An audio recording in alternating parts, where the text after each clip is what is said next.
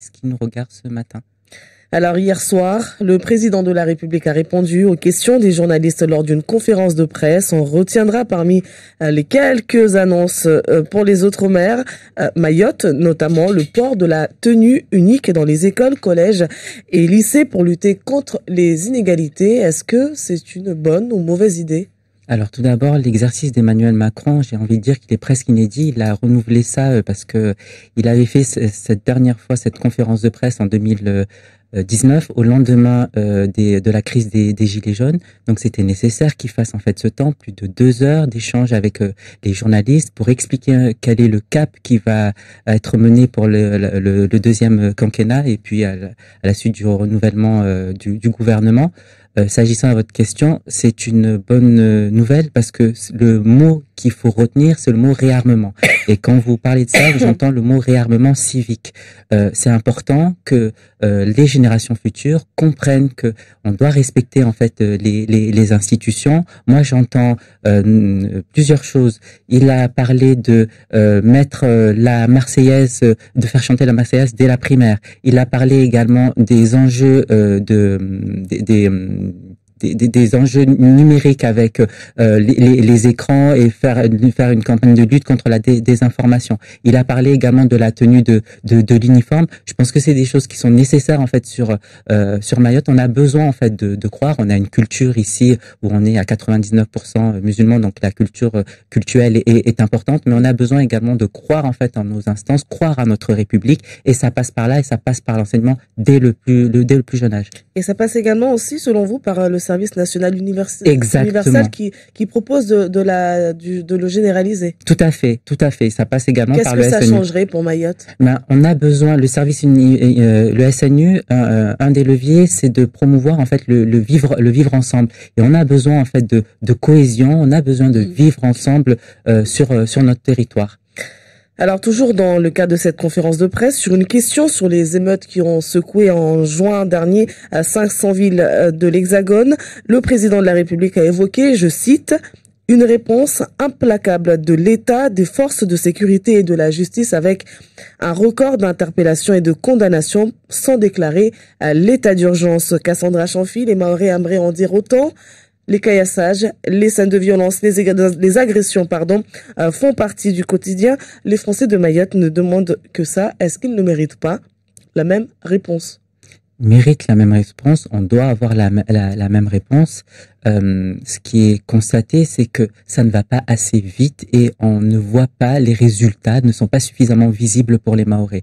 Et les Mahorais ont raison d'être en colère. Tout ce qu'on souhaite, tout ce qu'on veut, on aspire à une meilleure sérénité, on aspire à une meilleure sécurité, et les combats que nous devons mener en 2024, puisque c'est la nouvelle année, c'est de retrouver en fait cette sérénité, cette sécurité. Pourquoi ça va plus vite dans les villes de l'Hexagone et ça prend autant de temps, parce que ça fait déjà quelques années que le département de Mayotte est secoué par une vague de violence qui ne cesse que de s'amplifier.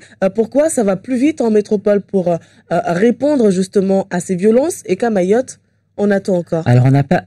Pardonnez-moi, je voudrais pas minimiser et je voudrais profiter de l'antenne pour remercier et saluer le travail qui est fait par nos forces de l'ordre qui sont là et qui s'engagent pour nous secourir et assurer la sécurité. Mais ce n'est pas suffisant en fait, parce que à chaque fois qu'on a des forces de l'ordre qui sont là, on a également de l'autre côté des violences. On a besoin, et c'est le message aussi que je voudrais faire passer, de moyens humains supplémentaires pour parer à ça.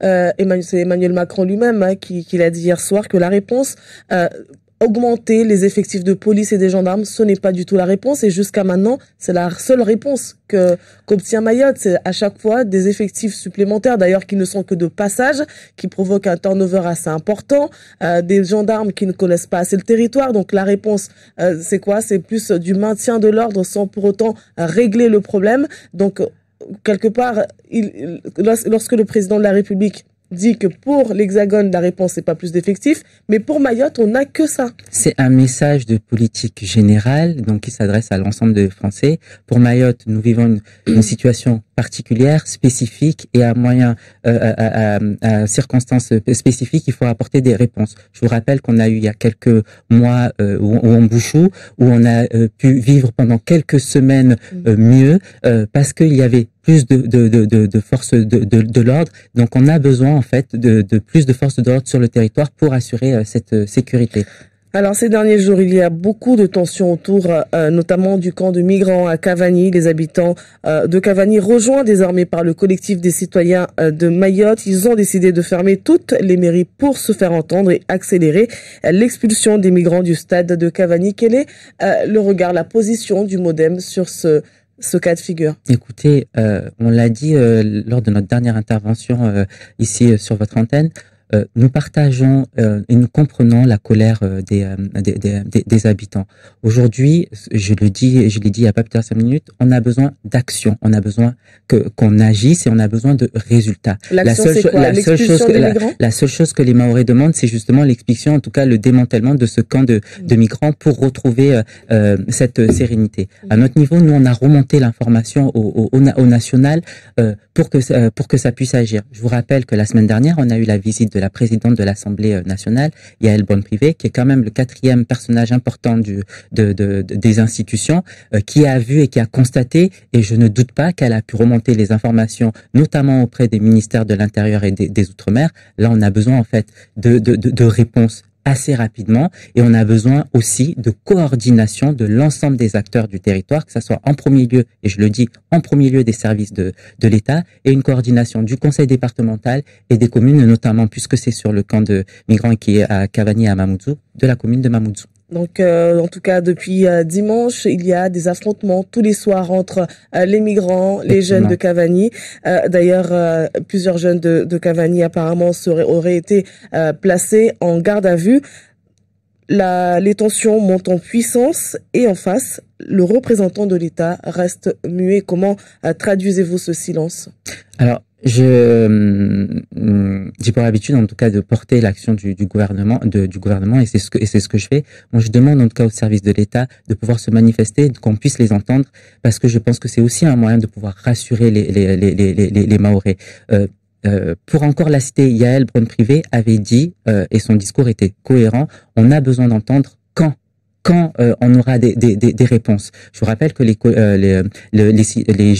habitants de Cavani avaient mis une deadline jusqu'à vendredi. On a besoin d'attendre quand. Je sais qu'il y a des travaux qui se font. Je sais qu'il y a des réunions qui se font avec l'ensemble des acteurs, mais les Mahorais n'en veulent plus en fait de ces réunions, veulent des résultats. Et donc on a besoin d'entendre notamment les services de l'État. Hier sur votre plateau, vous avez eu le président du conseil départemental.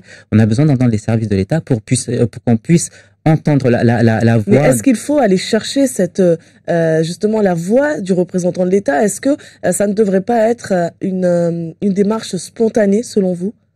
C'est-à-dire? Lorsqu'on voit des affrontements, des tensions autour de ce camp de migrants et que le préfet reste silencieux. En tout cas pour l'instant, vraiment c'est le silence. Est-ce que c'est une démarche qui ne devrait pas être spontanée plutôt que d'aller chercher cette réponse? Alors les services de l'État agissent, pardonnez-moi, on a des forces de l'ordre qui sont présents et qui temporisent en fait la situation parce qu'elle est très compliquée et extrêmement tendue dans la zone de Cavani. Vous l'avez dit, les forces de l'ordre temporisent.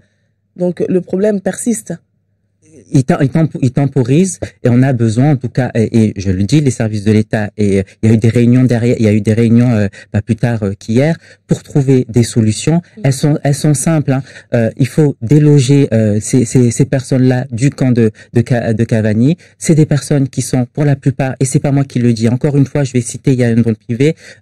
C'est des personnes qui sont en situation régulière et donc, comme on est dans un état de droit, ils doivent avoir avoir en fait des solutions de relogement pour ces personnes-là.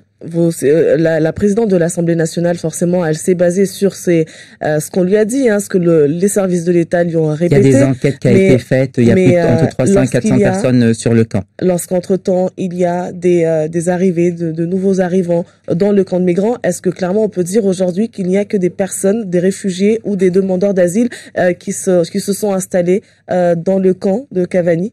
Je ne sais pas, mais ce que je constate, et vous le dites, il y a des personnes qui arrivent en fait sur le territoire. Il doit avoir un travail de l'ensemble des forces vives, et en premier lieu des services de l'État. Ils le font, mais c'est peut-être pas suffisant. Déjà en mer, qu'on ait des moyens supplémentaires en mer en fait pour intercepter ces bateaux, et puis même en arrivée, parce qu'à partir du moment où ces personnes arrivent sur le territoire, la situation est extrêmement complexe. S'il y avait une baguette magique pour dire on a une réponse et on trouve et on déloge ces personnes, ça serait fait depuis belle lurette. Malheureusement, on est dans un état de droit. Il faut apporter des réponses, il faut suivre le cadre, et il faut suivre les règles. Et donc de ce fait, pour agir en court, moyen, long terme, il faut agir notamment dans les pays d'origine, nouer des partenariats. Il faut agir également dans les pays de transit, démanteler ces réseaux de passeurs pour que ces personnes ne viennent pas sur le territoire.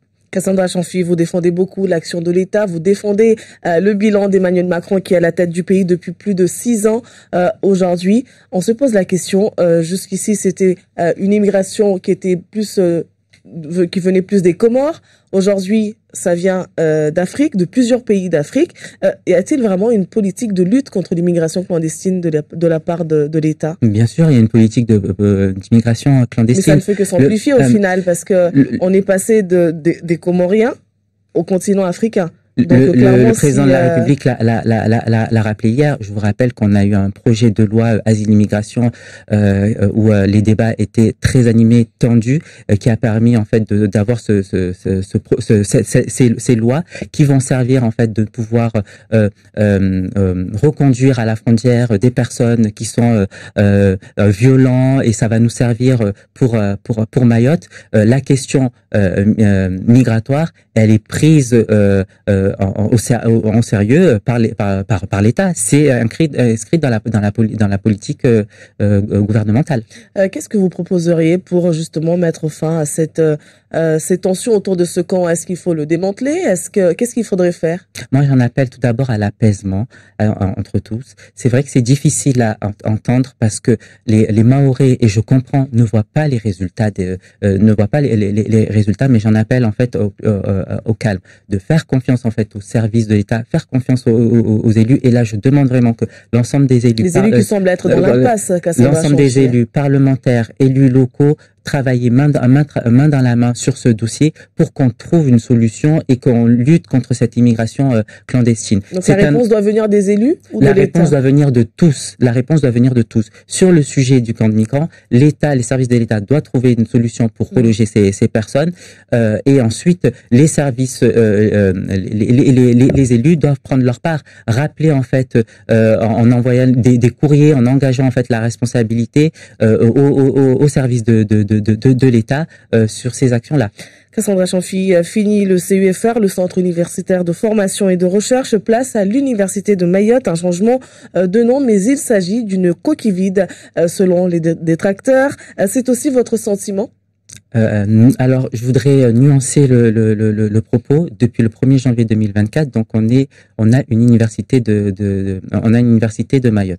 C'est pas moi qui le dis, c'est le décret, c'est paru dans Légifrance.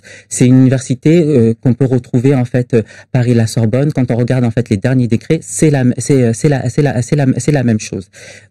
On est passé d'un statut d'établissement public administratif où l'inconvénient, on ne pouvait pas en fait délivrer des diplômes ici sur le territoire. C'était fait par des partenaires, par d'autres universités, par un établissement public scientifique à caractère culturel et professionnel. Et ça nous permet aujourd'hui d'avoir un vrai diplôme. Il y a des Mahorais, il y a des jeunes étudiants et des anciens étudiants qui sont extrêmement fiers en disant je vais enfin avoir mon diplôme où il y a écrit Université de Mayotte. Oui, mais selon Thomas Saïdier, qui est maître de conférence là-bas, il dit, je vais le citer, nous pourrons délivrer nous-mêmes nos diplômes, mais nous serons toujours soumis au partenariat avec d'autres universités.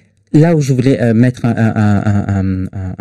pas un bémol, mais un axe de travail, c'est que dans les statuts, les éléments sont très clairs. Il faut un nombre de personnes requis en fait pour avoir certains éléments. Le compte n'y est pas encore, et donc on a besoin de travailler pour arriver en fait pleinement au statut qui est indiqué, et pour pouvoir en fait profiter de l'offre de formation. Donc c'est comme le statut de Mayotte, on est un département, mais il faut se battre pour avoir l'égalité, être au même piédestal que d'autres départements. L'université de Mayotte, ok, nous avons un nom, mais il faut encore se battre. Mais jusqu'à quand en fait?